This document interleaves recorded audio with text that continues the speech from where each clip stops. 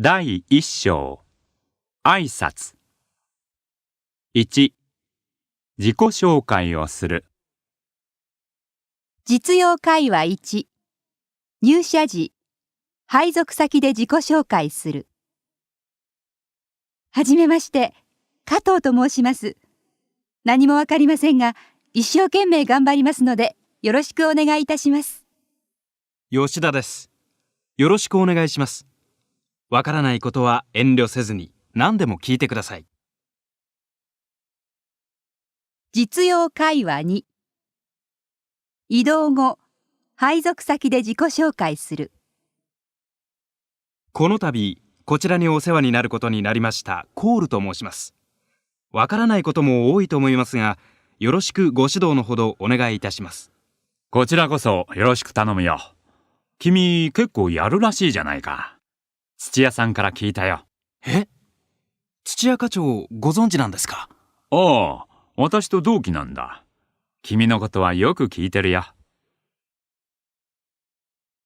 実用会話3、取引先で自己紹介する。いつもお世話になっております。日本国際通商営業三課の原田です。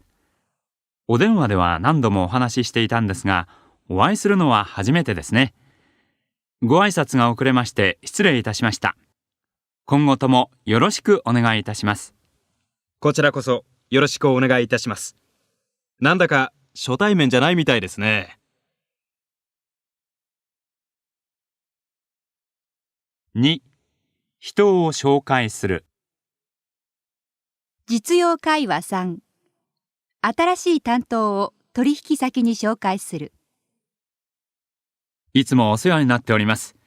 実は私、今度大阪へ転勤することになりまして、ご挨拶方々、本日は後任の者を連れてまいりました。それはご丁寧に。はじめまして。今度御社を担当させていただきます。横尾と申します。よろしくお願いいたします。浅井です。よろしく。担当の方がずいぶん若返りましたね。若いですけど、しっかりしておりますので、よろしくご指導のほどお願いいたします。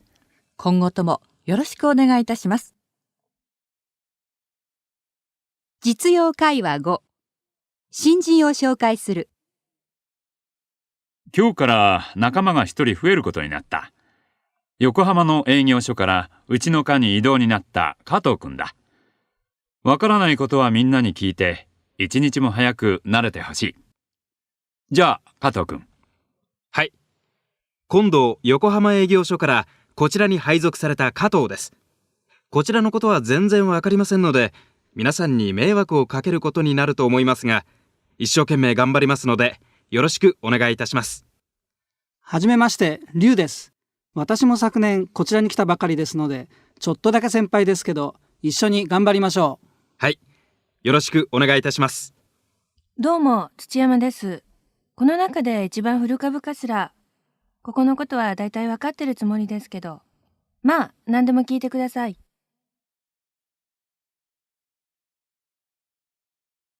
3、久しぶりに会った時の挨拶。実用会話1、取引先と久しぶりに会った。どうもご無沙汰しております。ああ、どうも久しぶりですね。夏休みはいかがでした？どこかへいらっしゃいましたか？久しぶりに妻と北海道へ。それは。実用会話2、海外赴任している同僚が一時帰国した。よう、久しぶり。元気だった？あっちはどう？いやー、大変だよ。体持たないよ。本当？奥さんどう？今回は一緒に帰ってきてるけど、向こうが気に入っちゃったみたいでさ。いいじゃないか。奥さんがノイローゼになっちゃって帰国した人もいたらしいぜ。ああ、知ってる。でもこっちがノイローゼになっちゃいそうだよ。そんなに忙しいのか。あ、今回ちょっと増員を要請しようと思ってるんだ。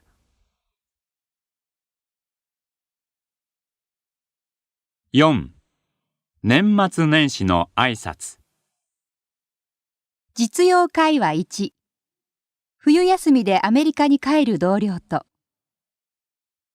明日からアメリカに帰るんで、しばらく会えないけれど、元気でね。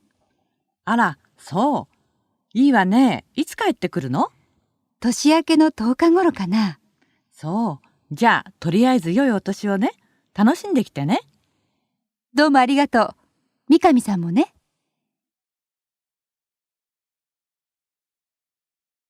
5、挨拶の後の短い会話。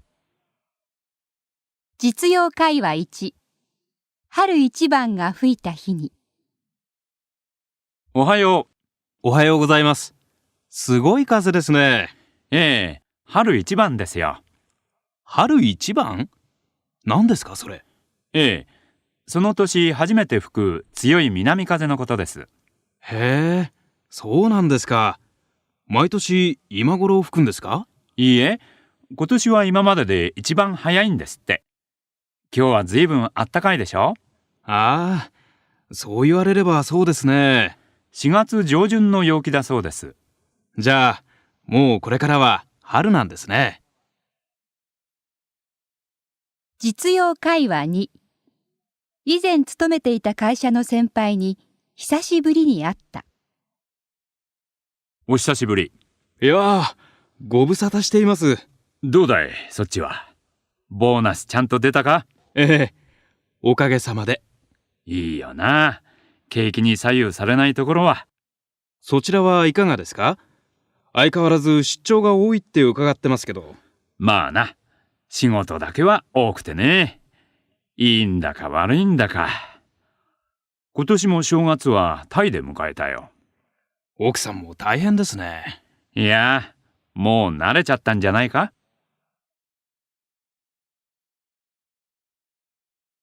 ？6、喜んでもらう言葉。実用会話1。嬉しそうにしている先輩を見て。坂上さん、何かいいことでもあったんですか？わかる？そりゃそうですよ。さっきから思い出し笑いなんかしちゃって。いつもの坂上さんと違いますよ。そうなんだよ。実は子供が生まれてね。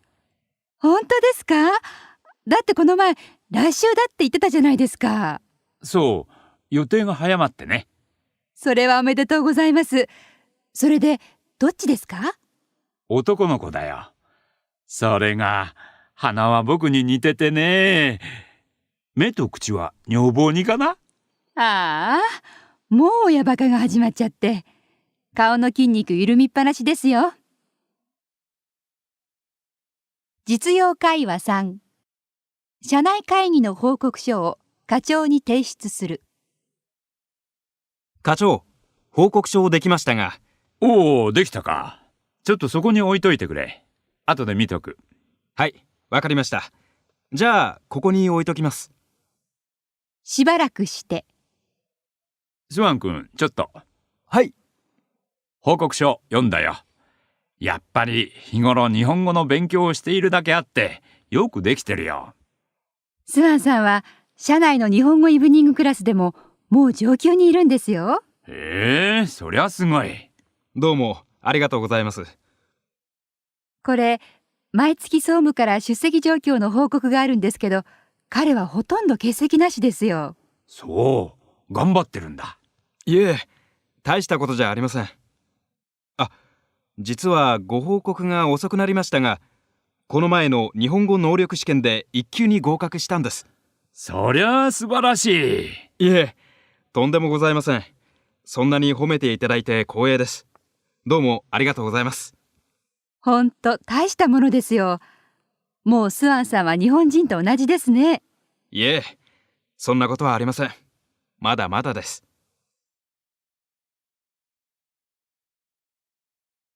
7、慰める言葉。実用会話1。夜8時になってもまだ仕事をしている。梶原さん、まだ終わらないんですか？ああ、もう少し残っていくよ。それよりサイモンさんこそ帰ったら？僕に遠慮しなくていいから。ええ。でも梶原さん、毎晩遅いんでしょ？あんまり無理しないでくださいよ。体壊したら何にもなりませんから。締め切りがあさってなんだよ。もう少しなんでね。何か私にできることがあったら言ってください。お手伝いしますよ。ありがとう。今日の具合で明日少し頼むかもしれないな。いいですよ。遠慮なく言ってください。先輩のためなら何でも引き受けますから。すまんな。実用会話2。取れそうだった契約が流れてしまった。うまくいかないな。どうしたの？いや、例のサイゴン商事の件だよ。あれか。今さらジタバタしたってダメなんだし、まあ諦めが肝心ってとこだよ。だけど1年半も通ったんだぜ。契約までこぎつけると思ったんだけどな。まったくだよ。ただ相手が悪かったな。山口物産だろ？あそこはサイゴン商事とは付き合いが長いみたいだから。それにしても木島課長大丈夫みたいなこと言ってたろ。だから課長じゃダメなんだよ。あそこはもっと上の人に話を通していたんだよ、きっと。部長とかもっと上の？やっぱり山口物産とうちとじゃ格が違うのかな。そんな寂しいこと言わないでよ。そうじゃなくて我々の推しが足りなかったんだよ。そう考えなきゃこの仕事やってられないぜ。そうなんだけど、ただなんとなくすっきりしないな。しょうがないさ。相手が悪すぎたよ。それよりまた頑張ろうぜ。まったくこの1年半は何だったんだよ。課長の顔まともに見られないぜ。課長だって分かってくれるさ。あ。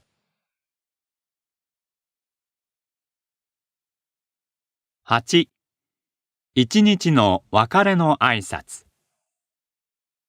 実用会話1。書類を届けに行く。下村さん、早くこの書類持ってかないと。先方さん待ってるよ。はいはい。これもうちょっとで終わるんで。そんなの後でいいから早く早く。わかりました。じゃあ支度します。頼むよ。私からもよろしくと言っといてくれ。はい、承知しました。戻りは多分4時頃になると思いますが。わかった。とにかく終わったら連絡してくれ。はい。じゃあ行ってまいります。気をつけて。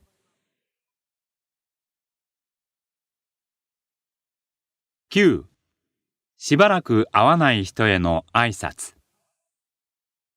実用会話1。大阪に栄転する上司に。江口さん、ご栄転おめでとうございます。いやありがとう。大阪支社の副社長になられたんですって？大したもんですね。ますますのご活躍をお祈りしております。いや、どうも。だけど単身赴任だからね、大変だよ。実用会話2。長期の海外出張が決まった取引先の営業マンが挨拶に来た。いつもお世話になっております。実は来週から1ヶ月の予定でイギリスに行くことになりましたので、本日はご挨拶に伺いました。それはご丁寧に。それでですね、その間こちらの鈴木が御社を担当することになりましたので、何かありましたら鈴木にお申し付けください。わかりました。寺島さんも気をつけていってらしてください。どうもありがとうございます。実用会話5。退職時に。部長、長い間本当にお世話になりました。今日か。ええ、今日で退職することになりました。長い間ご苦労さん。そうか、残念だな。韓国に帰るんだって？はい。向こうでも頑張ってください。どうもありがとうございます。部長もお体に気をつけて。ありがとう。韓国は近いですから、ぜひ遊びにいらしてください。ご案内いたします。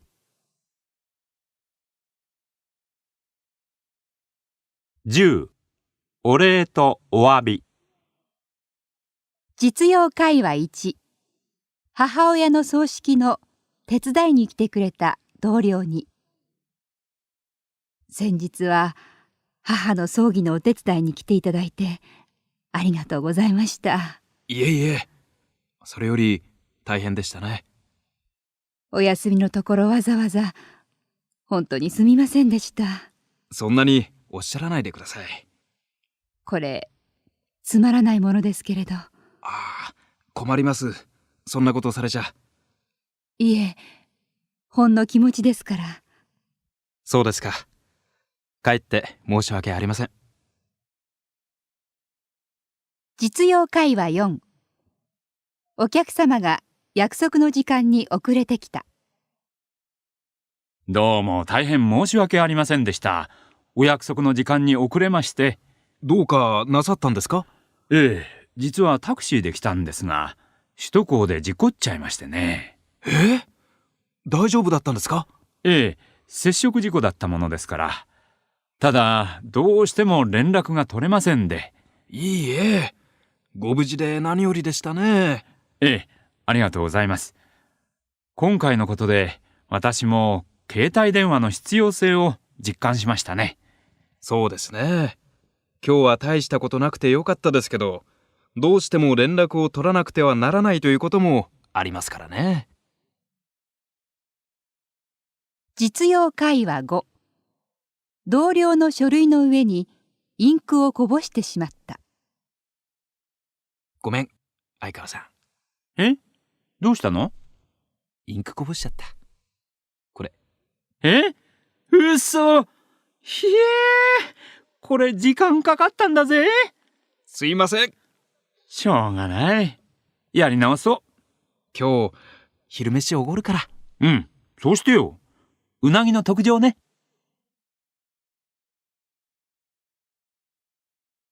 11、冠婚葬祭。実用会話1、近々結婚する先輩に。あ、足立さん、結婚するんですってね。どうもおめでとうございます。どうも。どんな方なんですか？奥様になる方って。女の人だよ。じゃなくて、どこで知り合ったんですか？大学のクラブの後輩なんだ。そうなんですか。今、お仕事はしてるんですか？ああ、結婚しても続けるんですか？しばらくは共稼ぎじゃないかな。うちの会社、給料安いだろ？そうですね。実用会話3、最近、父親に不幸のあった取引先が来社した。どうもお久しぶりです。お久しぶりです。お元気でしたか？ええ、お父様のことを伺ったんですが。ああ、どうも。何も知りませんで失礼しました。いえ。実用会話4、亡くなった肉親のことを尋ねてしまった。青木さんのお母さんって今おいくつ？母はね、去年亡くなったの。ああ、ごめんなさい。悪いこと聞いちゃって。気にしないで。本当にすいません。大丈夫よ。それより、なんで母のことなんか聞いたの？あ、別に大したことじゃなかったんだけど。実用会話5、初めて男の子が生まれた上司に。おめでとうございます。男の子だったそうですね。お名前はもいやー、待望の男の子でね。周りがうるさくてなかなか決まらないんだよ。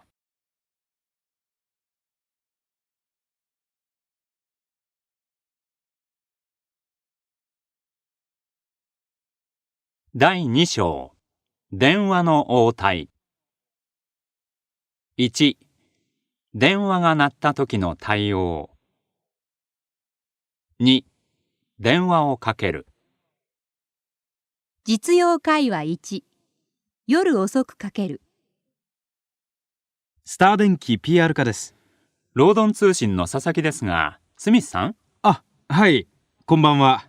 遅くまで頑張ってますね。いえ、ここんとこだけなんですけどね。すいませんが、吉田さんいらっしゃいますか？実用会話2。昼休みにかける。スター電機でございます。広田輸送の西川と申しますが、お昼時に申し訳ありません。いえ、いつもお世話になっております。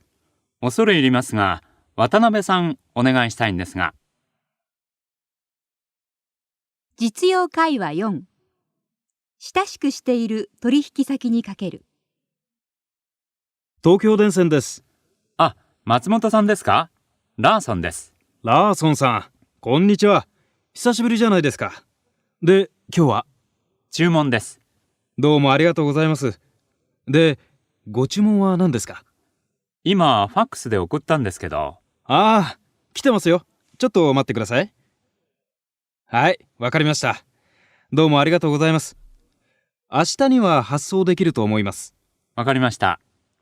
それから、この間はお土産をいただいてありがとうございました。いえいえ、とんでもない。それで、ハワイは何日間行ってらしたんですか1週間ですよ。仕事が5日間で休暇が2日間ってところですか。よかったですね。私もそんな身分になりたいですよ。あ、チョコレート、みんなでいただきました。美味しかったですよ。それはよかった。じゃあ、部長さんによろしくお伝えください。はい、わかりました。またこちらにもいらしてくださいね。ありがとうございます。では、失礼します。失礼します。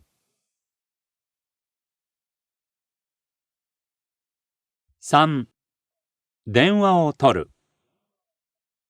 実用会話1。かけてきた相手が誰かわからない場合。ABC 商事のデュポンですが、お世話になっています。こちらこそお世話になっております。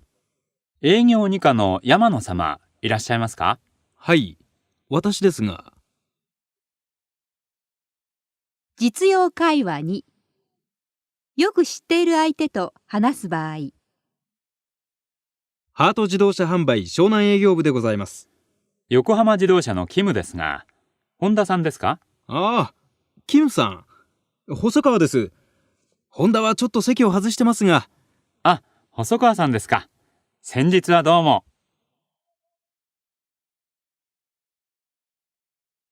4、取り次ぐ。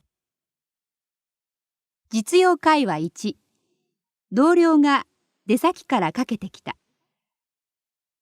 はい、柴田電機営業本部4課でございます。あ、大平ですけど。あ、お疲れ様です。まだ出先にいるんだけど、課長いる？お待ちください。電話を保留にして。課長、大平さんから5番です。実用会話3。取り次ぐ相手を確認する。ABC 商事でございます。城南トラベルの富山と申しますが。いつもお世話になっております。こちらこそ。恐れ入りますが、渡辺様お願いしたいんですが。渡辺は2人おりますが。女性の方なんですけど。あ、わかりました。少々お待ちください。お電話変わりました。渡辺ですが。城南トラベルの富山ですが。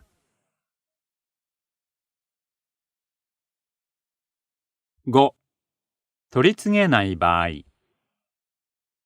実用会話1。その日に戻る場合1。営業二課の山野様、いらっしゃいますか？山野は本日取引先を回っておりまして、記者は午後5時の予定になっております。それではまたその頃お電話いたします。実用会話3。数日帰らない場合。ただいま海外出張中なんですが。出社のご予定は何日ですか？来月6日の月曜の出社になっております。それではこの件をお分かりの方、他にどなたかいらっしゃいませんか？実用会話4。取り次ぐべき相手が他の電話に出ている。申し訳ありません。他の電話に出ているんですが。すぐ終わりそうですか？たった今かかってきたばかりなので。じゃあ、ちょっと待たせていただきます。実用会話5。改めてかけ直してきたが、まだ目的の相手は話し中だった。まだ長くかかりそうですか。何とも申し上げられませんが、お待ちになりますか？いや、私もこれから出てしまうんでね。そうですか。ちょっとお待ちいただけますか？メモを渡しに行く。電話を保留にして。もうすぐだからちょっと待っててもらって。お待たせいたしました。終わりそうなのでこのままお待ちください。あ、どうも。実用会話6。取り継ごうとしたが、実は不在だった。お待たせいたしました。大変申し訳ありませんが、毛利は本日から出張でして、来週月曜日の出社予定になっておりました。そうですか。困ったなあ。本日中に連絡いただきたいことがあるんですが。定期的に連絡が入ることになっておりますので、その時お伝えできますが。そうですか。それではお願いします。午後3時ぐらいまではオフィスで待っていますが、それ以降は鈴木か山本宛てにお返事くださるようにお伝えください。かしこまりました。念のためにお電話番号をお願いできますでしょうか？はい、よろしいですか？ 3323-5514 です。実用会話7。取り継ぐ相手が出たがらない。お待ちください。電話を保留にして取り継ぐ相手に。青山さん、平川商事の太田さんという方からです。いないって言って。今日一日中出てるって。お待たせしました。申し訳ありません。青山は本日一日中取引先を回っておりまして。あ、そう。何時頃お戻りですか？本日は多分戻ってこないと思うんですが、ただ出先から電話が入ることにはなっておりますが。そう。じゃあ電話があったら明日こちらにご連絡いただきたいと伝えてください。わかりました。伝えておきます。念のためお電話番号をお願いします。実用会話8。伝言を頼む。平川商事の野口ですが、松尾部長はいらっしゃいますか？ただいまちょっと席を外しておりますが。あ、そう。じゃあね、至急電話をいただきたいんですが、これから他の部屋に移りますんで、ちょっと控えてもらえますか？はい、どうぞ。1533-9871。こちらにかけていただきたいんですが。わかりました。伝えておきます。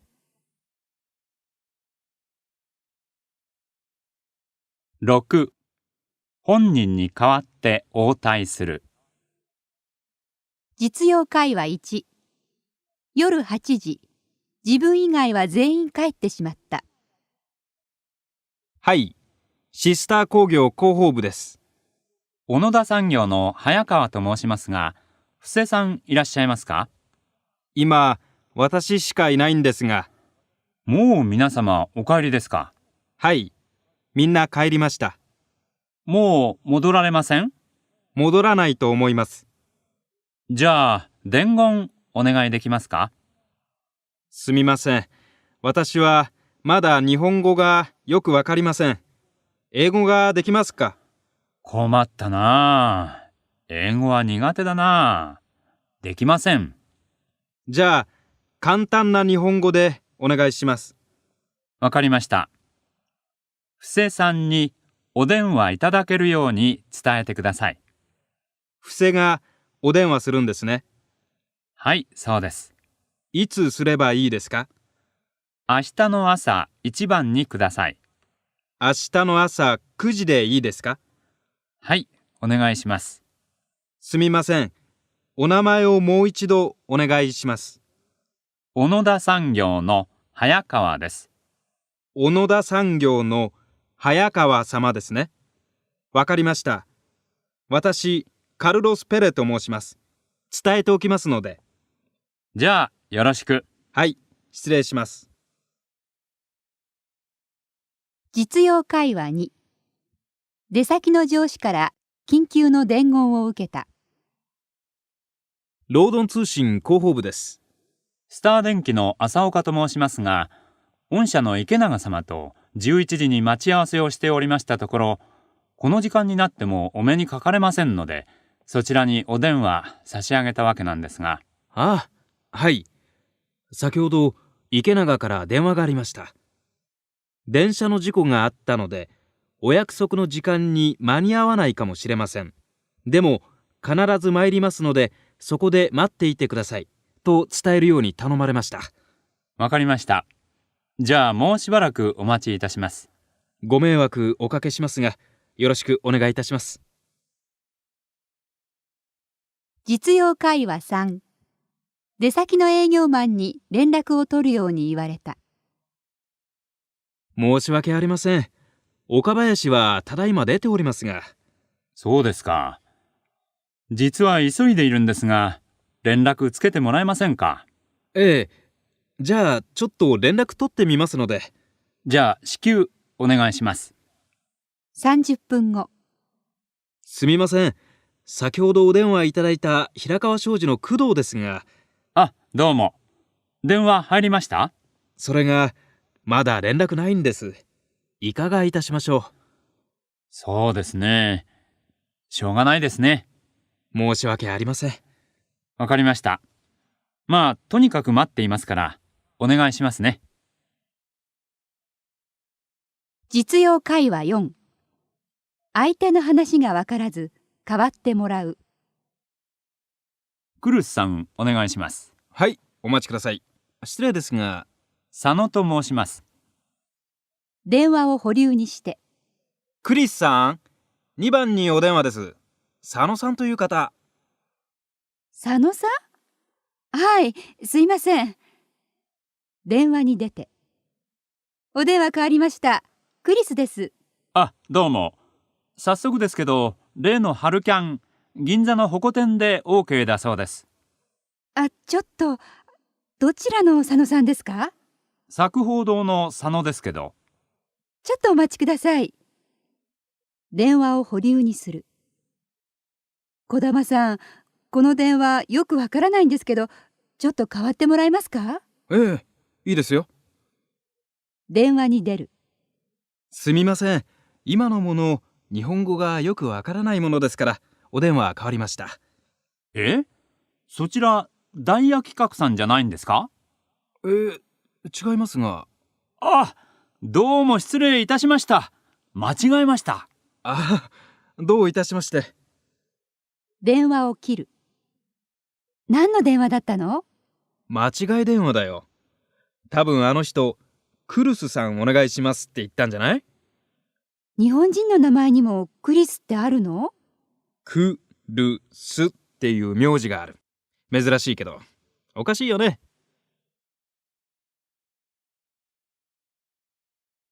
7.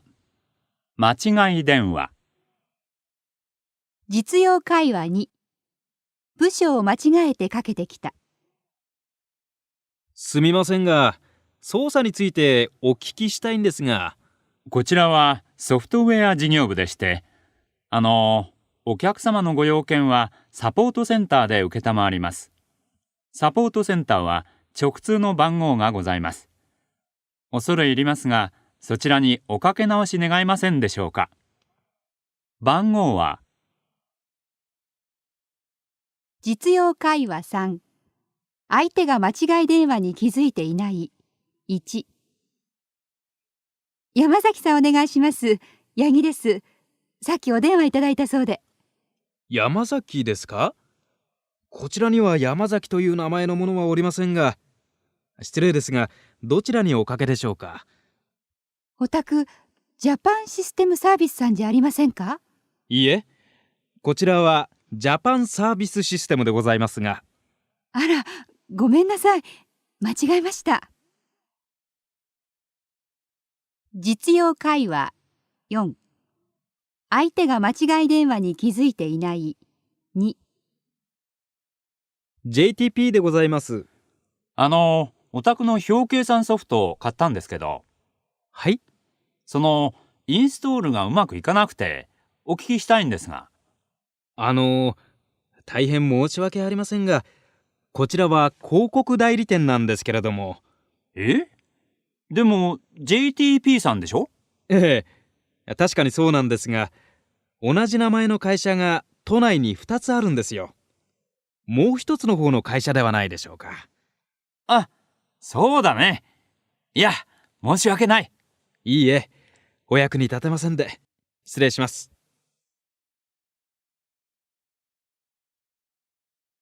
8、相手の声や名前がはっきりしない。実用会話1、相手の名前を確認する。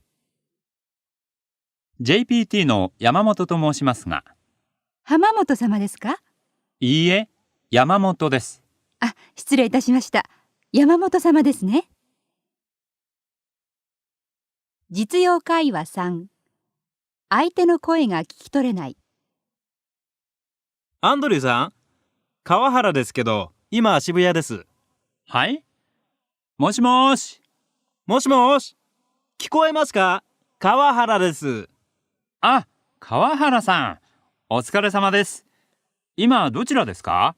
渋谷なんですけど、何か電話入ってますか？もしもーし。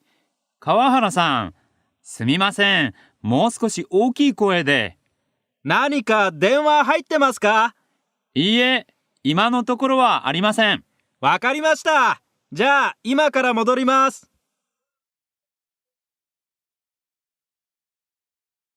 9、その他の電話のトラブル。実用会話1、望まれざる電話1。TIC トラベルの春日と言いますが、大塚さんですか？はい。おめでとうございます。は？あなたは2000名の中から選ばれました。アメリカ旅行のチャンスです。ああ、そういう話には興味がありませんので。よろしいんですか？すいません。急ぎの仕事がありますので。実用会話3、転送の操作を間違って切ってしまった。山手生命のつゆきですが、今総務の土井様宛てにつないでいただいている途中で切れてしまったんですが。大変申し訳ありません。もう一度おつなぎいたします。実用会話4、社員の自宅の電話番号を教えてほしいと言われた。それで山本部長のご自宅の電話番号を教えてもらえないでしょうかね。山本のですか？私には分かりかねますので、少々お待ちいただけますか？電話を保留にして近くの同僚に。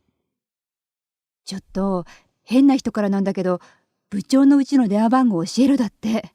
よくわかんないんで代わってもらえる？お電話変わりました。どういったご用件でしょうか？部長さんと直接話したいんですけどね。先ほどのものも申したかと思いますが、山本は本日外出しておりまして、こちらには戻らない予定なんですが。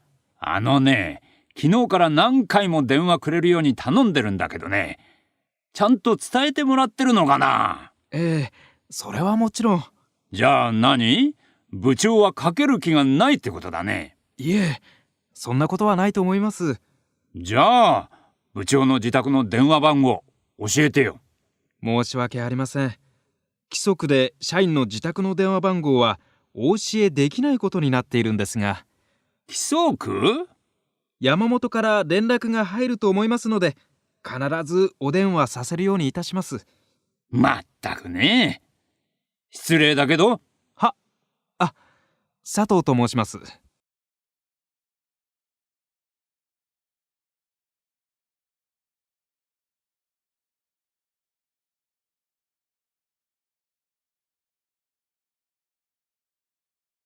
第3章、依頼。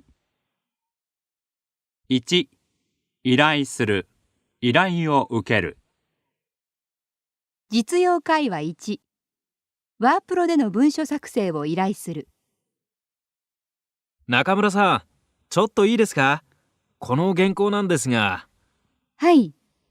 3時からの会議なんだけれど、急にクライアントが来ちゃって、ワープロ終わりそうもないんですよ。それで、続きを打ってもらいたいんだけど、お願いできますか？何枚ですか？全部で5枚なんだけれど、今ここまでだからあと2枚なんだけど。ええ、いいですよ。忙しいのにすみません。お願いします。実用会話2。仕事を取りたがっている友達に会ってくれるように頼む。部長、ちょっとよろしいですか？はい。今度のイベントの広告代理店のことなんですが。ああ、君担当だったね。ええ。それで、実はイギリス人の友達なんですが、日本で広告代理店に勤めていまして、送迎堂という会社なんですが。送迎堂ね。聞いたことないね。あまり大きいところじゃありませんので。今テレビでやってるカツラの CM ご覧になったことありません？あれ、そこのなんですけど。そうなんだ。他にも2、3流れてると思いますけど、会うだけでも無理でしょうか？じゃあちょっと営業に聞いてみるか。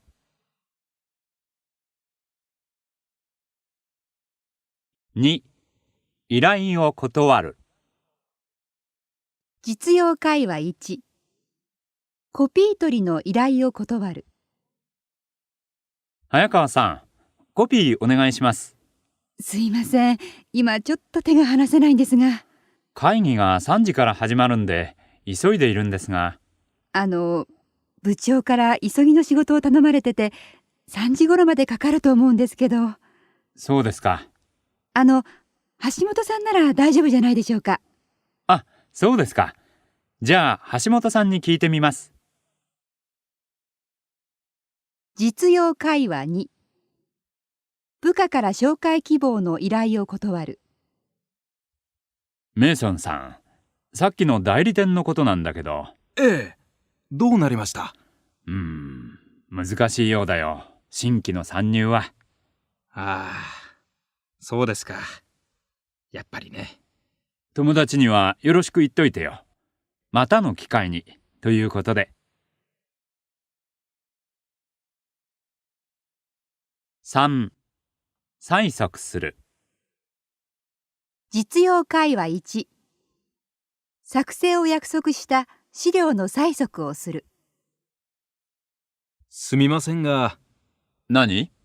月曜日までにいただけることになっていた資料の件なんですが。あ、あれ。もうちょっと待ってくれる？いついただけますか？今日中に何とかすればいいかな。ええ。お忙しいところ申し訳ないんですけど、こちらもちょっと急いでるものですから。わかった。できるだけ早く持ってくから。ごめんね。いいえ。じゃあよろしくお願いします。実用会話2。貸したお金の催促をする。三浦さん、連休はどうだった？ああ、友達と海へ行ってね。いい天気だったけど、すごい渋滞で帰ってくるのに6時間もかかっちゃったよ。そう、大変だったのね。さ、何か忘れていない？え？なんだっけ？これこれ。指でお金の形を示して。ごめん。完璧に忘れてた。返そうと思って別にしといたんだ。ちょっと待って。はい、これ。どうもありがとう。悪いね。遅くなっちゃって。なんか、催促しちゃったみたいで。こっちが忘れてたんだから。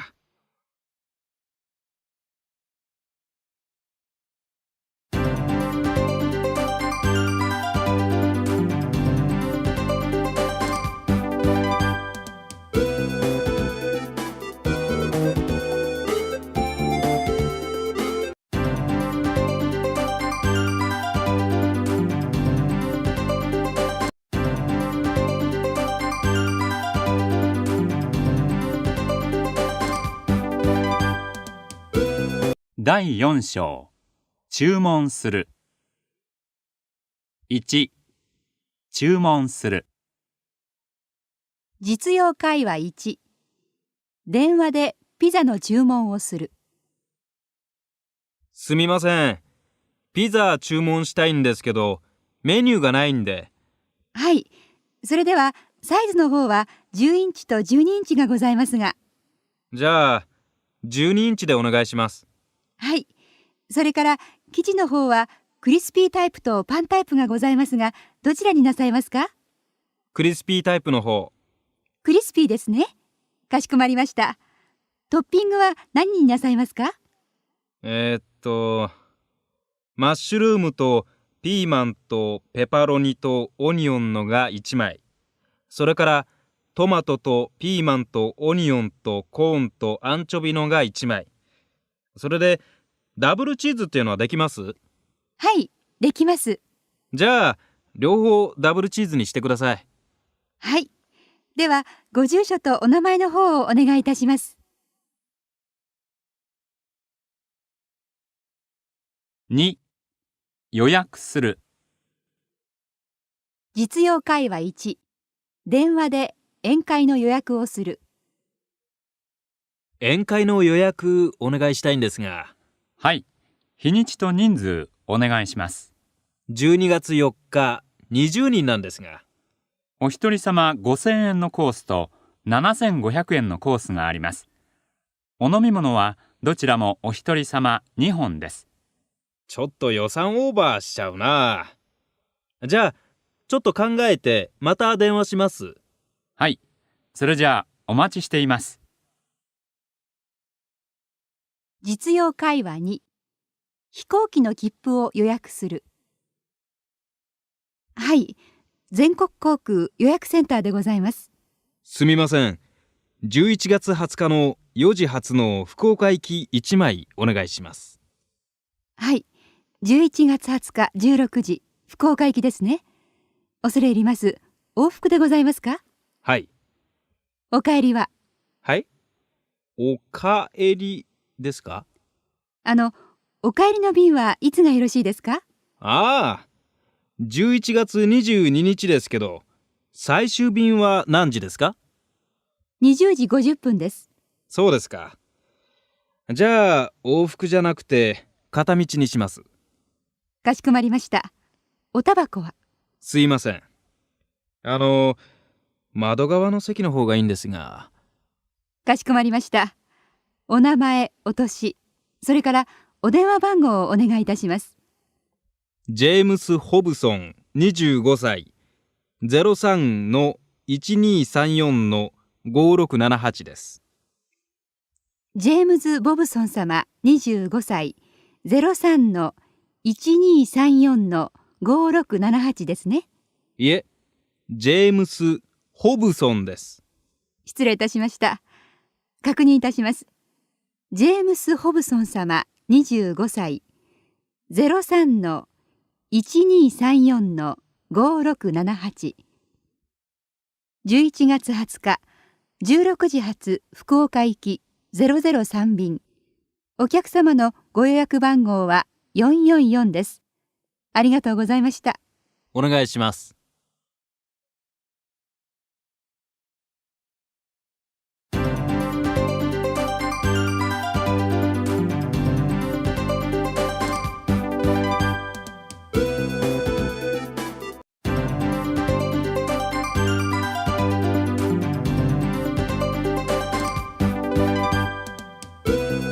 第5章誘う。1、誘う、誘いを受ける。実用会話1、送別会に誘う。ねえ、リーさん、今週の金曜なんだけど、猪瀬係長の送別会があるの知ってるよね。ええ。でも、先週返事しましたよ。富永さんも無理だなって言ってたじゃないですか。そうなんだけど、実はもう店に予約入れちゃったんだけど、人数集まらないらしいんだよ。だって、係長の送別会でしょ？なんでみんな行かないんですか？ほら、係長もああいう人じゃない？だから女の子たちが行きたがらなくて。それでね、僕と桜井さんは何とか都合つけて行くことにしたんだけど、リーさんも一緒に行かない？今週の金曜日ですよね。そうですね。ちょっと予定を調べてみます。今日中に知らせますから。うん、待ってるよ。2、誘いを断る。実用会話1、スポーツ大会に出場する誘いを断る。ビーガーさん、ちょっといい？今度のスポーツ大会のことなんですけど。はい。確か4月29日でしたよね。うん、そうなんですけど、ビーガーさんテニスうまいんでしょ？課長から聞いたんだけど。それで僕とペア組んで試合に出られないかなと思って。そんなに上手くないですよ。日本に来てからほとんどやってないし、それに負けたら申し訳ないですし。大見さんはすごく上手いそうじゃないですか。僕じゃ力不足ですよ。そんなことないよ。僕だって最近やってないし。他にテニスできる人いないでしょ？申し込み明日までだし。でも僕じゃ試合やってて足手まといになっちゃいますから。あ、そうそう。服部さんもペア組む人を探していましたよ。え？本当？じゃあちょっと聞いてみるか。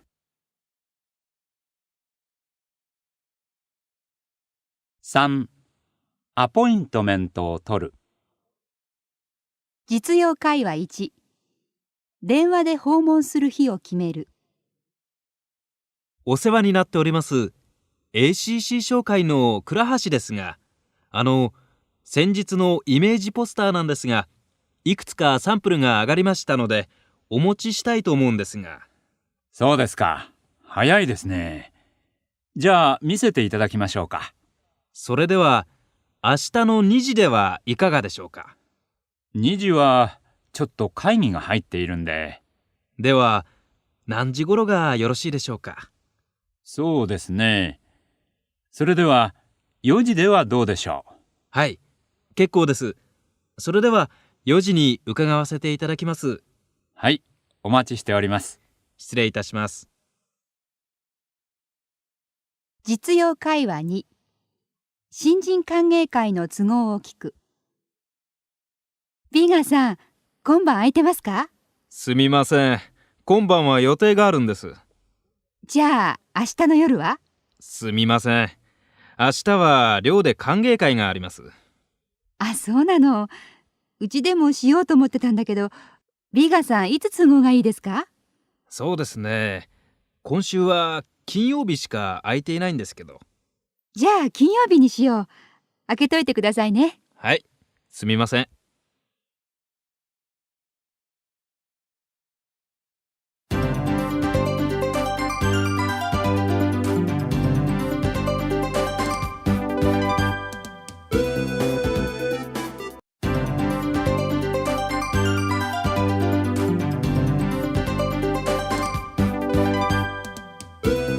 第6章、許可。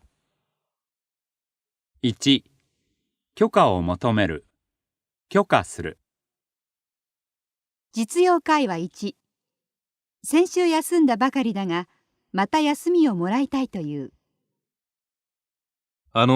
部長、今週の木曜日、また有給いただきたいんですが。先週休んだばかりじゃないか。先週も木曜日だったね。何かあるのか？いえ、ちょっと用事があって。理由が言えないのか？すみません。仕事の方は大丈夫か？遅れると困るぞ。はい。水曜日に残業しますから。しょうがないな。来週は休まないだろうね。はい。休みません。しょうがないな。じゃあ、いいだろう。申し訳ありません。ありがとうございます。実用会話2、営業者を使う許可を求める。課長、今から展示会の商品の搬入に行くんですけど、結構重いんですよ。それでうちの車は使えないかと思って。ダメでしょうか？車ね。営業部が使うだろう。空いてないと思うよ。それがさっき営業部に聞いたところ、3時までならいいって言うんで、実はもうキーも借りたんです。なんだ。でも本当に営業部いいって？はい。曽根課長が。そう。それならいいけど、でも必ず3時には戻してよ。後で言われるから。はい。大丈夫ですよ。じゃあ、行ってきます。はい。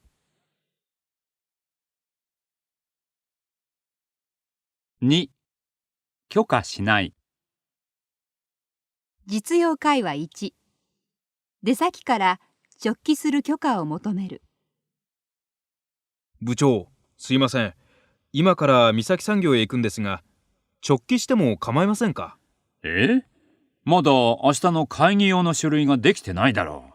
そうなんですが、ちょっと用事があって。書類は今晩うちでやりますから大丈夫です。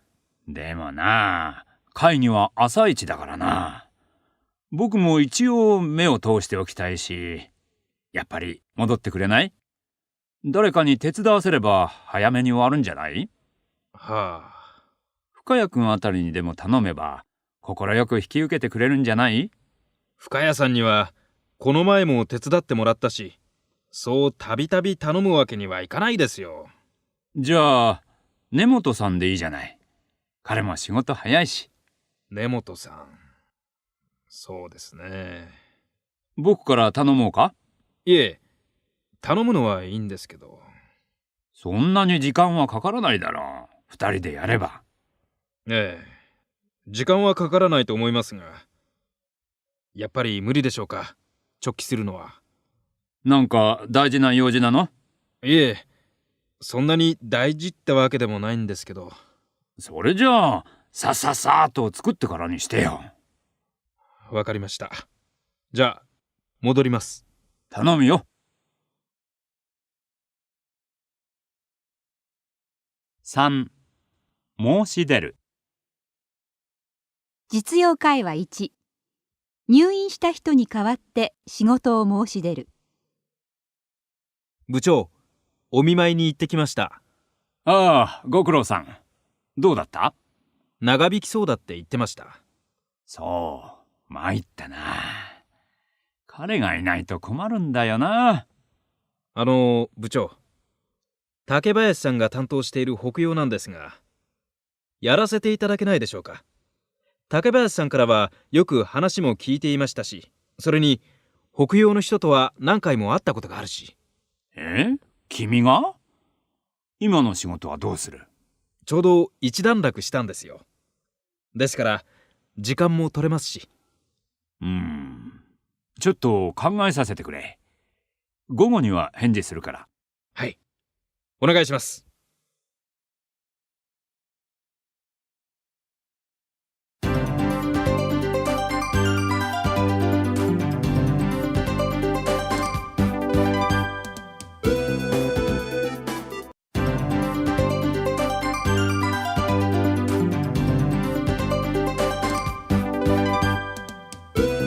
第7章、アドバイス。1、アドバイスする。実用会話2、気難しいと評判のお客さんに初めて会うのでアドバイスしてもらう。どうしたの、ホブソンさん。暗い顔してるね。はい。これから北洋の課長に会うんだけど、山崎さん大変だって聞いたから。ああ、山崎さんね。知ってる。僕も前会ったことあるけど、あの人、人見知りが激しいんだよね。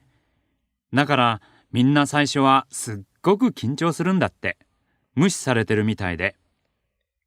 はじめに何かリラックスさせるようなことでも言えば？ホブソンさん、うまいんじゃない？そういうの。うまいって言ってもね、あんまり上品なのじゃないから。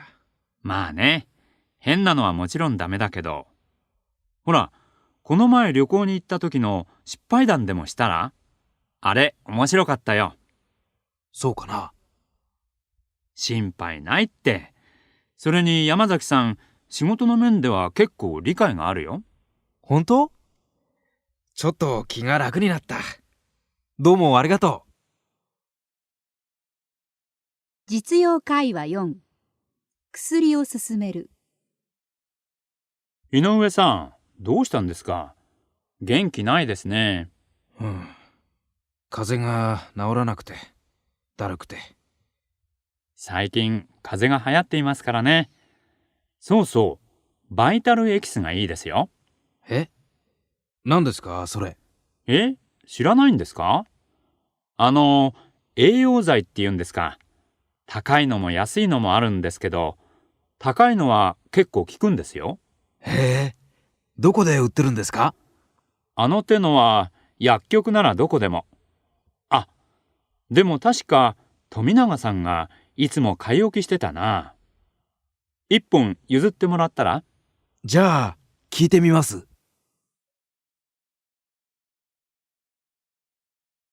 2、注意する。実用会話1。ネクタイが仕事向きじゃないと注意する。ちょっと、リーガー君、そのネクタイ、ちょっと派手じゃないか？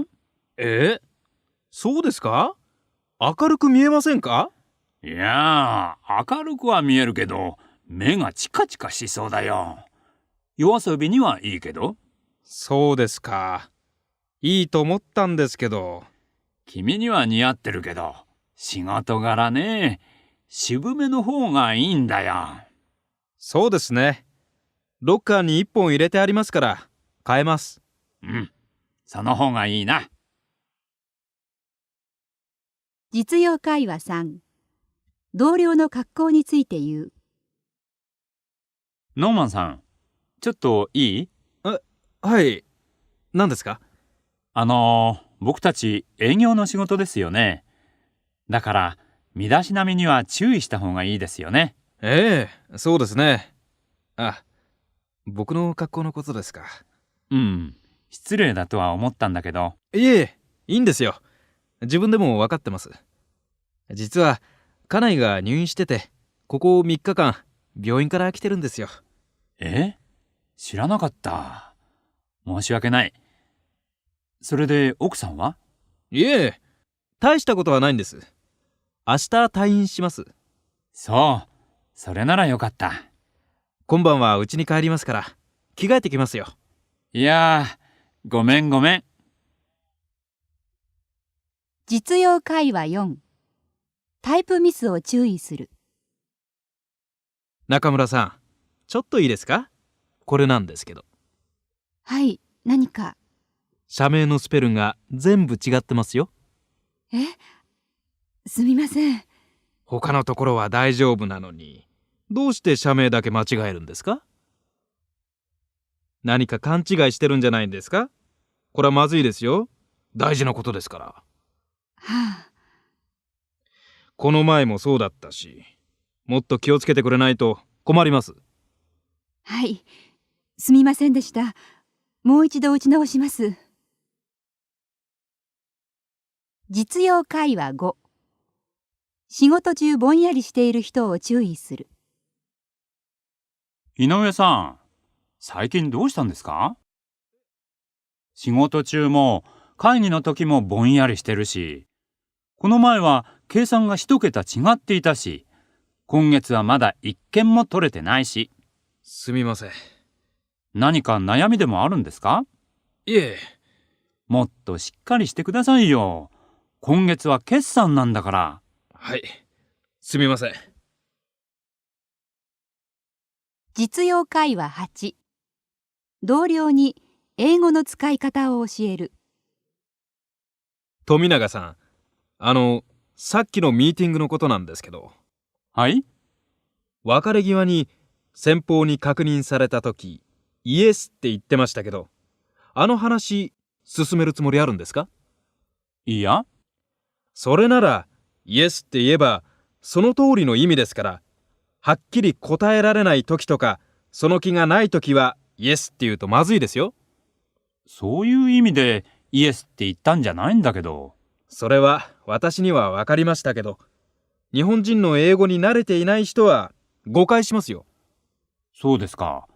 じゃあ、なんて言えばいいんですか？受けるつもりがないなら、はっきりそう言うべきですよ。それがなかなかね。でも、イエスはやっぱり誤解されますよ。英語を話すときは、日本的な発想を捨てなさいですね。3. 禁止する、義務付ける。実用会話1、使用電話を禁止する。中村さん、今の電話は何ですか？ちょっと友人と。今は仕事中ですよ。そんな何十分も長すぎますよ。はい、すみません。緊急の電話ならともかく、無駄話をしてる間に報告書書けるでしょ？使用電話はやめてくださいよ。はい。実用会話3、寄り道を禁止する。今までどこに行ってたんですか？お使いです。修正液がなくなったんで。文房具屋はすぐそこですよ。5分もあれば帰ってこられるでしょう。30分もかからないでしょう。ちょっと混んでて。混んでるはずがないでしょう。どこに行ってたんですか？すみません。ちょっと使用で、そんなに時間がかかるとは思わなかったんで。まったくしょうがないな。急ぎのワープロがあったのに。前にも言いましたよね。寄り道はダメだって。分かってたんですけど、時間中でないと、どうしても。でもね、頼みたい時にどこにもいないのは困りますよ。一応禁止なんだし。すみません。今度から行ってけば大丈夫ですよね。とにかく、はい。これ、早く打ってください。はい。庄司さん、修正液買ってきた？いけない。肝心の修正液忘れちゃった。メイソンさん、もう一度お使いに行ってきたいんですけど。またですか。今度は何ですか？さっき修正液買ってくるの忘れちゃって。先にワープロやってください。急いでるんだから。はい。でも、富永さんも急いでるみたいだし。じゃあいいです。どうぞ行ってきてください。はい。行ってきます。5分で帰りますから。実用会話4、電話を入れるように義務付ける。リーさんが出社したところです。リーさん、昨日社に戻らなかったね。はい。出かける前に直帰するって言っておきましたけど。それはいいけど、帰る前に電話の1本ぐらい入れなさい。はい。昨日、君宛てに大森産業から電話があったんだよ。そうなんですか？朝一で電話入れることにしたからいいけど。すいませんでした。今すぐ電話します。今度から必ず電話入れなさい。はい。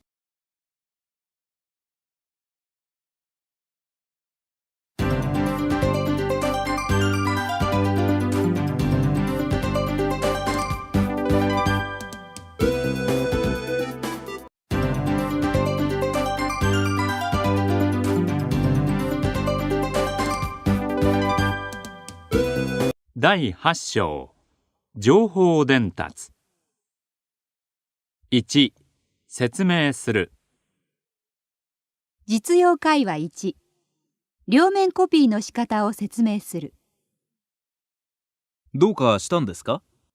ええ、両面コピーの仕方がわからないんです。ご存知ですか？ええ、簡単ですよ。いいですか？まず普通にコピーします。はい。それから？出てきたコピーを上下も裏表もひっくり返さないで、そのままここに入れます。ああ、そうですか。わかりました。どうも。ちょっと待ってください。この原稿と全く同じものを作るんですよね。ええ。それじゃあ原稿はそうじゃなくてこうです。ああ、原稿も上下をひっくり返さないんですね。ええ、そうです。どうも。助かりました。どういたしまして。2、報告する。実用会話1、出張の報告をする。昨日出張から帰ってまいりました。ご苦労さん。どうだった？向こうの代理店さんはちゃんとやってくれてるのかな？そうですね。担当の方は真面目なんですけど、なんせ基本的な知識がないようで。実際の担当者はその一人だけ？ええ、そうらしいです。しかも彼はこの商品だけを担当しているというわけでもないんです。じゃあほとんど動いてもらってないってことだな。そうですね。製品も稼働状態になっていなかったし、そのことについては私もかなり強く言ってきたんですが。そうか。じゃあ私からも念を押しておこええ、お願いします。う。いやー、大変だったね。本当にご苦労さん。いえ。では失礼します。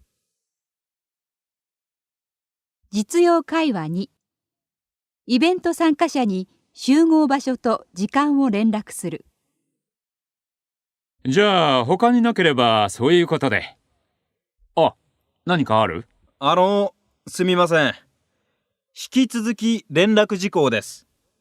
明日の教育ソフトフェアについてですが、朝8時30分までに JR 山手線の恵比寿駅西口の改札前に集合してください。地下鉄で来る人は JR の乗り換え口の方に出てください。そこが西口です。会場への地図を一応渡しておきますので、遅れた人は直行してください。ブースは正面を入ってすぐ右手に見えるはずです。当日の留守番は鈴木さんです。会場の携帯につながらないときは鈴木さん宛てにメッセージ伝えてください。定期的に会社に電話しますので。何か質問はありませんか？ありません。ではよろしくお願いします。実用会話4、接待の報告をする。電話で。お休みのところ申し訳ありません。一応報告しておこうと思いまして。いや、いいんだよ。で、何もなかったかな？それがですね、ちょっとごたごたしまして。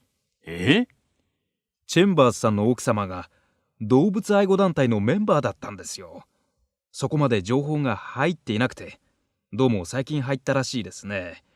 それで銀座の扶養亭にお連れしたんですが、テーブルには息づくりが並んじゃって、顔色が変わっちゃって。いやー、まずいなそれ。チェンバースさん愛妻家だって話だから。それがですね、こちらが慌てて下げさせようとしたら、チェンバースさんがそのままでいいっておっしゃって、奥様をなだめてくれたんですよ。何度か来日していらっしゃるんで、息づくりはご存知だってことでした。それで？はい。それで奥様は召し上がれないんで、奥様だけは別のものを頼みましたが、しばらくは息づくりを睨みっぱなしで。やはり下げるべきだったんじゃないか？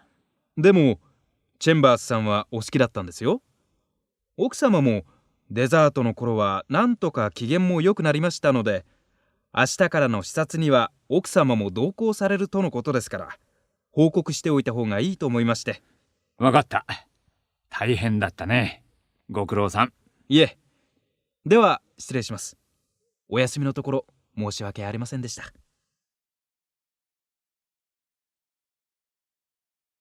3、言い訳をする。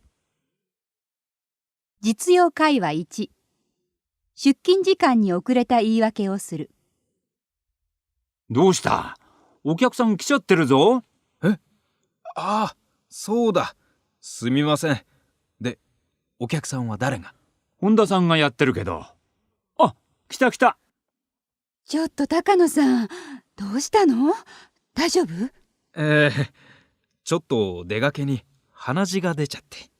やだ、電話くれればよかったのに。高野さんにお客さんが突然来ちゃって。今でも終わったとこ。新しいソフトのでも見せればいいんでしょ？ええ、すみません。今日のお客さんのことすっかり忘れてて。あ、変わりましょうか。ううん、大丈夫。もうカタログを渡すだけだから。それに鼻の下まだ血がついてるわよ。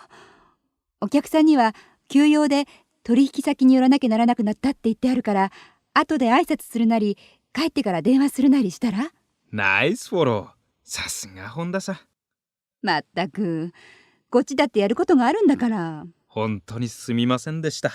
今後気をつけます。4. 聞き伝える。実用会話1、社内の人事について話す。ねえねえ高橋さん、聞いた？何を？山崎部長のこと。名古屋支店の？そう、どうしたの？解雇されたんだって。誰から聞いた？名古屋支店に配属された同期から昨日電話があって。あ、そう。へえ。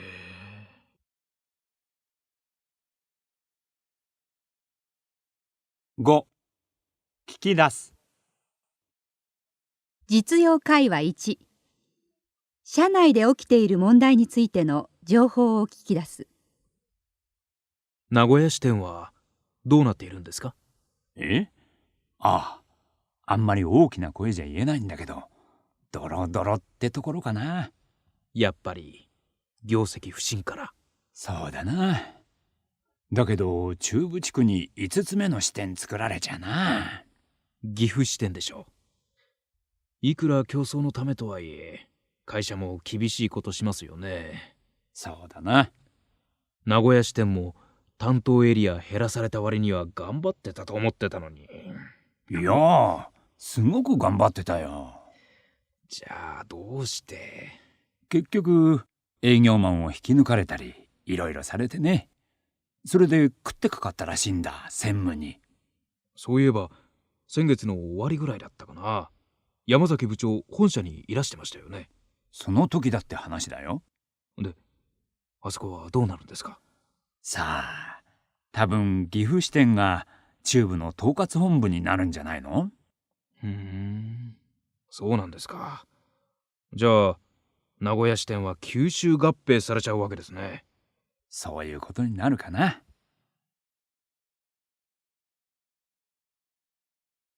6.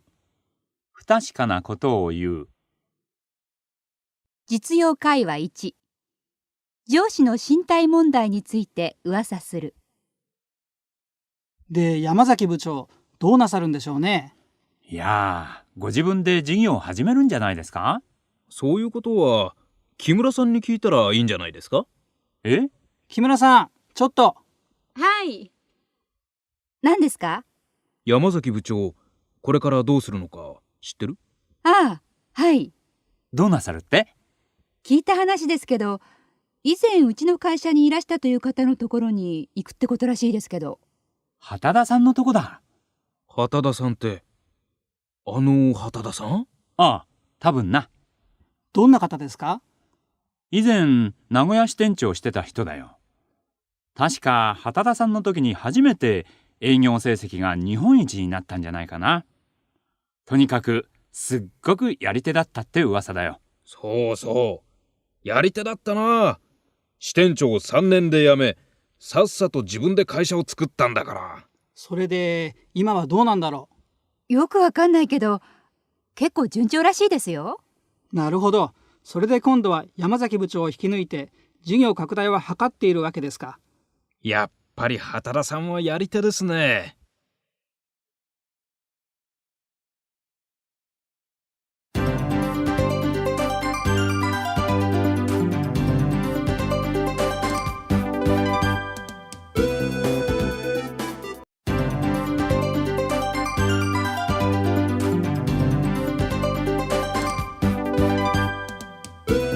第9章意見陳述。1. 意見を述べる。実用会話1、製品のパッケージに関する意見を聞く。ノイマンさん、すみませんが今、うちの製品のパッケージに関する社内アンケートを取ってるんですけど、ノイマンさんは環境問題に熱心だって伺ったんで、その方面で意見聞かせてもらいたいんですけど。環境問題っていうと、リサイクルできるとか、ゴミにならないとか？ええ、そうなんです。そんなに熱心っていうわけでもないんですけどね。で、早速なんですが、まずパッケージの材質について伺いたいんですが。僕は別に全てを紙やガラス瓶にしなくてもいいと思うんです。プラスチック容器でもいいっていうことですか？ええ。というのは？だって壊れにくいし軽いから。消費者も流通の途中も扱いやすいんですよね。コストも安いし。重くてかさばるなら輸送にもトラックがたくさん必要になるし、結局排気ガスをたくさん出してしまうでしょ。プラスチックが問題になるのはゴミになった時なんです。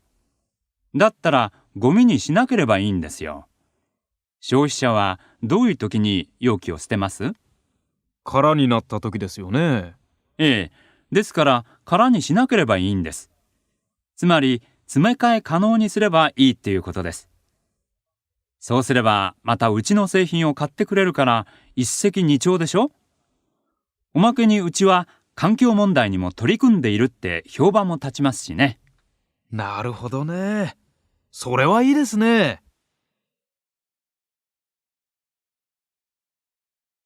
2、評価する。実用会話1、新入社員を非公式に評価する。今度うちに入った新人の川口くんはどう？とってもいいですよ。仕事の飲み込みは早いし、質問もよくします。積極的なやつですね。この分だとかなりの戦力になるかもしれません。それはいいね。ただし、好奇心は旺盛なんですが、持続しないというか。ほう。秋っぽいのかね？そういうのとも違うんですよ。なんと言いますか、理解力が優れているんで、頭で理解してしまうと、もう次の段階に進みたがる傾向があるようですね。やる気があるのはもちろんですが、やっぱり頭がいいんでしょうね。なるほど。データを与えて作らせた報告書などを見ても、神経質なくらい正確で、洞察力もこちらが舌を巻くくらいですし、新しい環境にもすぐ順応します。ほう。で、研修はどこへ行ってるんだっけ？鎌倉の研究所です。もう人気者になっているそうですよ。ああ、栗原さんのところだね。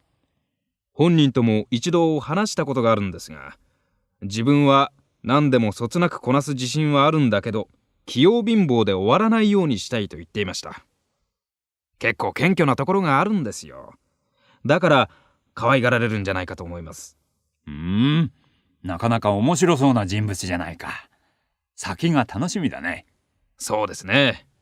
将来有望な人物だと思います。君にもようやく可愛い部下ができたってわけだな。鍛えてやってくれよ。ビシビシやりますよ。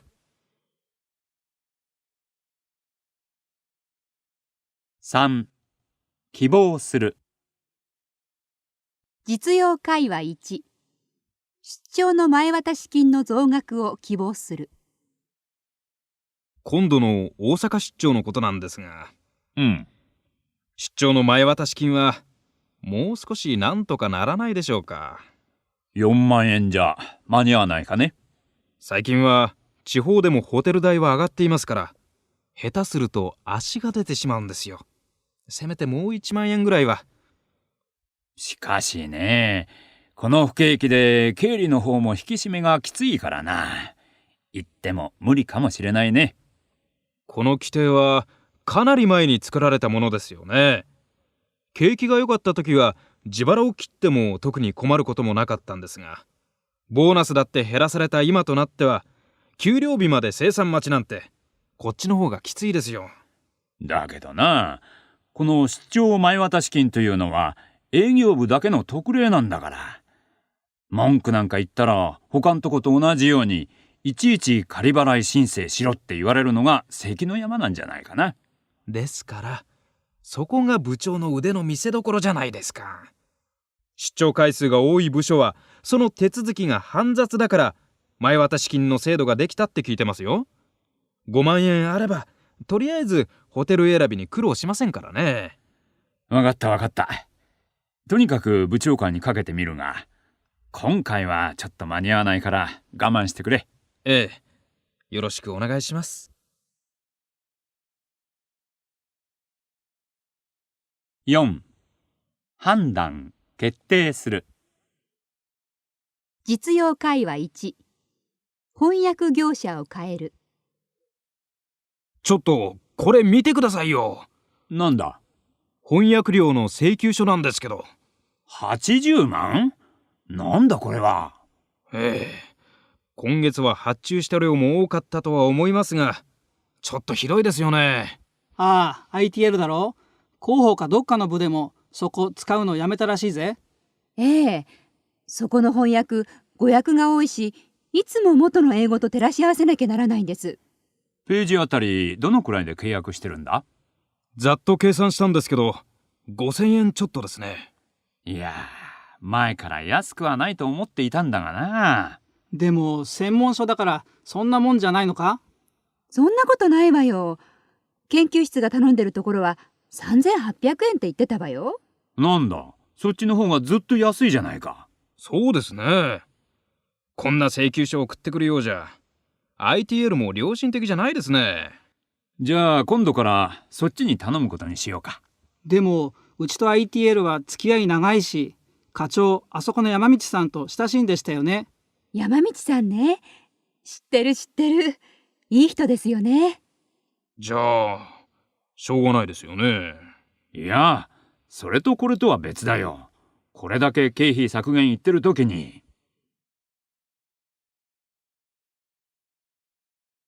5. 仮定する。実用会話1、部の移動について話す。ねえねえ、今度商品管理部が移るって話聞いた？ええ、でも決まりじゃないらしいですよ。でももしそうだとしたら営業部とかどうするの？混乱するんじゃない？そうですよね。受注関係なんて管理部と営業部の連携プレーが要ですもんね。ほんとどうするんだろう。もし移るならどこ行くの？第二倉庫の近くって話はちらっと聞きましたけど。第二倉庫？あんな不便なとこ？もしそうなら通勤かわいそう。バスしかないじゃない。そうですよね。日野さんよかったわね、うちの部で。初めは管理部って話もあったらしいわよ。え、そうだったんですか。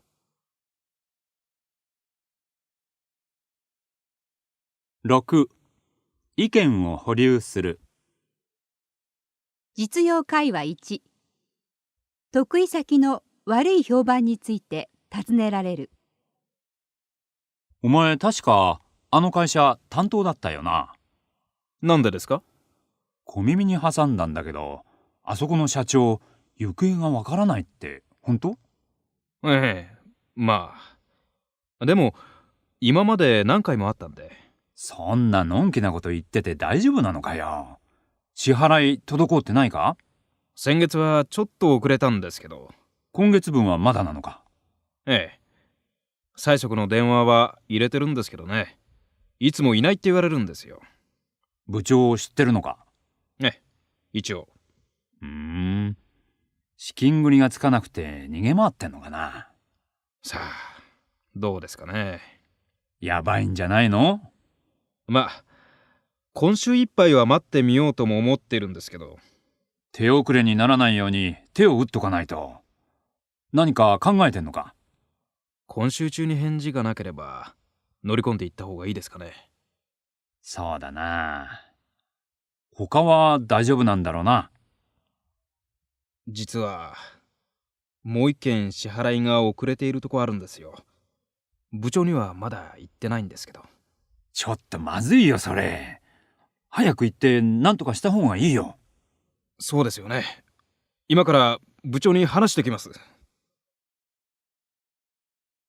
実用会話2、レジャー会員権購入の勧誘を受ける。お忙しいところお時間いただきましてありがとうございます。私、ホット企画の桜田と申します。篠原です。早速で恐縮ですが、このパンフレットをご覧ください。都内13カ所のスポーツクラブがいつでもご利用できるほか、研修や会議、休暇に最適なリゾートホテルや各種施設もお電話1本でご利用できるようになっております。なかなか良さそうですね。ご契約いただきましたお客様からも満足しているというお言葉をたくさんいただいております。この法人契約システムは従業員の皆様への福利厚生にお役に立てればと企画されたものです。契約しているところが多そうですが、予約がいっぱいだとか、言っても施設がいつも混んでるなんてことはないんですか？毎月各施設をご利用いただいたお客様の調査をした上で新規のお客様にお声をかけておりますので、そういったご心配はご無用です。確実にご利用できる余裕がなければ勧誘はいたしておりません。私どもでお選びしたお客様の快適さをまず第一に考えておりますので。なるほどね。それでこのお値段なんですね。ただ決して非常識なお値段ではないと思いますが。そうですね。この場では即答できかねるんですが、とりあえずパンフレットだけいただいておきます。はい、ぜひともご検討ください。また改めてこちらからお電話させていただきますので。実用会話3、移籍になる人について尋ねる。奥寺さん、今度うちに移籍になる今村さんって知ってますか？セクハラっぽいので女の子たちからソース感食らっちゃったって聞きましたけど、本当なんですか？噂ではね。でもはっきりしたことはわからないのよ。前一緒に仕事したことあるけど、そんなことはなかったし。でも嫌ですよね。噂だからわからないわよ。でも火のないところに煙は立たないって言うじゃないですか。奥寺さんはそう思わないですか？何話してるんですか？今野さん。今村さんって知っていますか？今度うちに移籍になる？はい。知ってるよ。あの人仕事厳しいんだよね。でも面倒見もいいし、いい人だよ。僕も随分教えてもらった。今村さんの噂知っていますか？井出さん、やめといたら？何？教えてよ。今村さんが何だって？セクハラっぽくて女の子に嫌われてるって。セクハラ？冗談でしょ。でも今村さん、飲むと触る癖があったな。それをセクハラって言われてもね。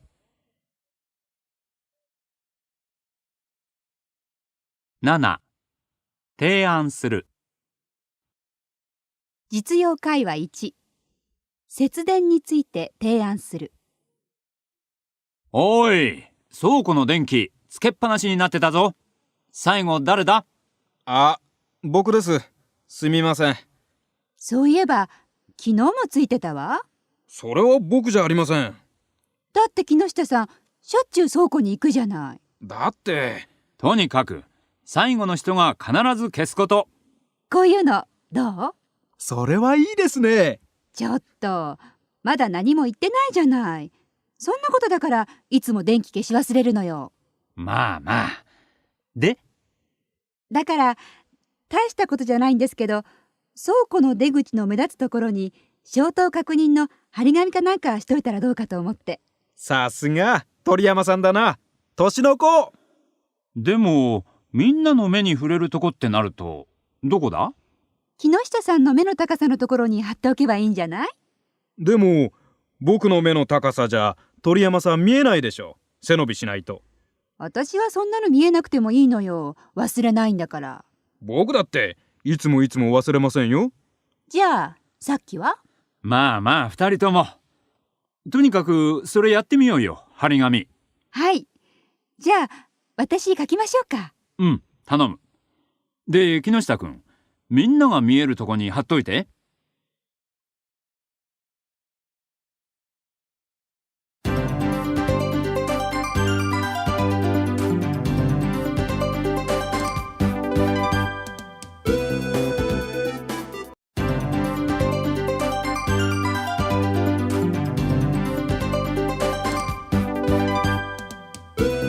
第10章意見交換。